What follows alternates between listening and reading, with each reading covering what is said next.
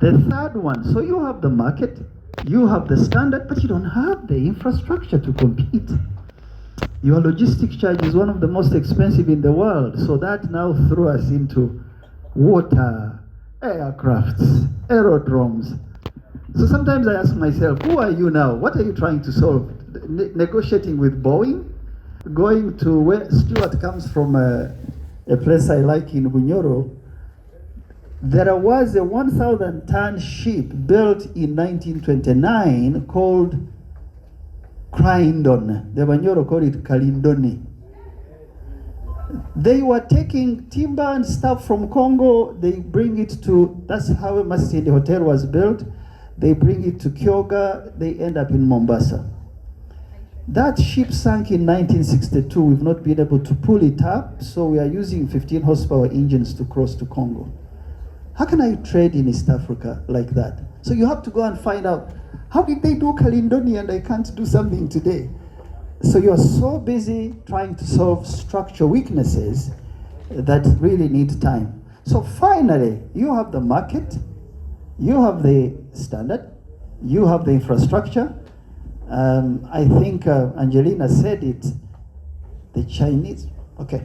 Anyone in the world who sees a market for plastics or anything in Uganda will go and borrow at 1.5% and supply your market. Before I can take a liter of milk or beef from my farm, I am 20% down. I can't compete. So we figured out we should slowly, quietly start an export credit fund that is much cheaper, and we are somewhere now. We are about to onboard the first 3 companies, so that a young person with an order of eggs in Goma should bring that order to this institution, and we should underwrite it, and you don't pay anything for 180 days, and we keep this money in for 3 years, and if you're good, you become an example to others. Huh? Why are we doing this? We in Africa have companies that are either sick or about to fall sick or dead. And there is no hospital for sick companies.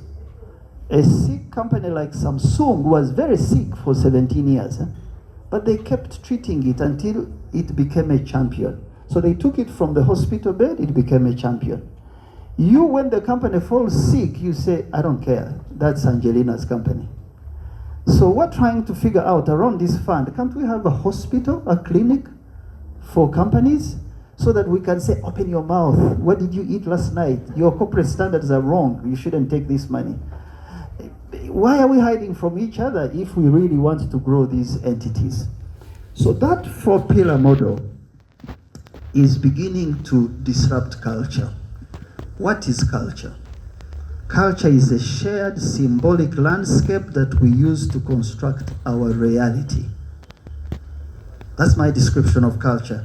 We co-create culture every day, and we're the only ones who can disrupt it. And so this little disruptive model, for me, leaves me with 2 questions I want to ask. And they're not questions, they are probably things to think about, because Angelina really has done a good job for me. I didn't have much to say, but you mentioned what you've agreed on. First thing I want to leave with you is, how do we strengthen? It's a question I had in 15% that you mentioned of trade. That's across Africa. How do we think about strengthening the regional blocs to speak with one voice to the developed world as EAC? Now I want to tell you, the Americans will not want to speak to you or the Chinese as EAC or as AFCTA. It's not in their best interest. Why? Because 28% of our inputs come from Europe, 18% from China, only 15% come from Africa. And we developed a culture of speaking independently, not to each other, after 1976. Many people here are young, they don't know what happened in 1976 when EAC, the first one, crashed. Even a colonial governor called Cohen, 1952-57 in Uganda, was smart to say, I cannot manage this Uganda alone, I need to add Kenya, I need to add Tanzania and take one model to Britain so we can cut our costs. After 1976, we didn't even manage to keep what a colonial governor left with us. And so, question for me is this. Whenever I see one leader or two speaking to a developed economy, I worry. Why? Because FCTA will only happen if EAC is strong. If EAC is strong, then SADC can, ECOWAS can. So if you can't speak to us as EAC and SADC and ECOWAS, how are you speaking to us as 54 states? And that undermines FCTA. So I just want to ask you, if we want the common market of Africa, can we bring some fresh thinking on how we strengthen these regional blocks? Because we need to develop a regional bloc consciousness that defies the current culture and make sure that we can stick with it. A regional bloc, of course, will deal with the question of inputs I mentioned. A regional bloc will deal with increasing protectionism. So I like reading, but I don't have time, it's late to bother you. There are some books I would recommend. Are you able to take in some books? Will you order them and read them? So, there is an author who, thick books, 2 biographies. One is of Deng Xiaoping, the man who made China. If you go to China, they say, Chairman Mao made us stand. We were down in 1949. Deng Xiaoping taught us how to be wealthy. Xi Jinping is making us strong in the world. They take 100 years and really kind of connect to the next generation. So there is an author called Ezra Vogel. He has a biography of Deng Xiaoping, and interestingly, a biography of Park Chung-hee, the South Korean leader who changed South Korea. You need to read those books and see what they did in the 70s and 80s to fix some things. There's another book called The Miracle of Japan by a fellow called Chambers. You can check, I could go on, I don't want to belabor the point. I read all those books, then I found the train left long ago. It's very difficult when you put your head down to read something thinking and then you find you can't catch up. Why? Because these economies grew during the Cold War. There was a bit of cash going around between the East and West. They grew with less terrorism that really makes difficult our logistics. They grew when largely there was no climate change. Today, climate change issues, plastics are an issue. Now, when you find today's global value chains are so fragmented, and so I got worried. I thought, so how does one do these things? So I said, now you need to focus on new thinking, what you can do for companies, because the train has left you. And one of the things you could do, which is my number 2, find a way to consistently teach on thinking on how to develop. And this doesn't work very well with business people, but you need to do it. To develop the necessary political and economic consciousness within our public service, within our political class, on what EAC means. Because they may be your leaders, but they really don't have depth of consciousness to know that EAC, without it, we have existential threat. There are many countries in the world that have designs on you. I want to stop. I can go on and on. I watched a movie recently based on a book by David Grant. David Grant wrote a book called The Killers of the Moonflower. It's a movie by Robert De Niro and DiCaprio. Now younger people know. I'm kind of connecting with younger people, not just. So the movie is based on a small community in Oklahoma. It's 1924. They have so much oil below their feet, but they don't know anything about it.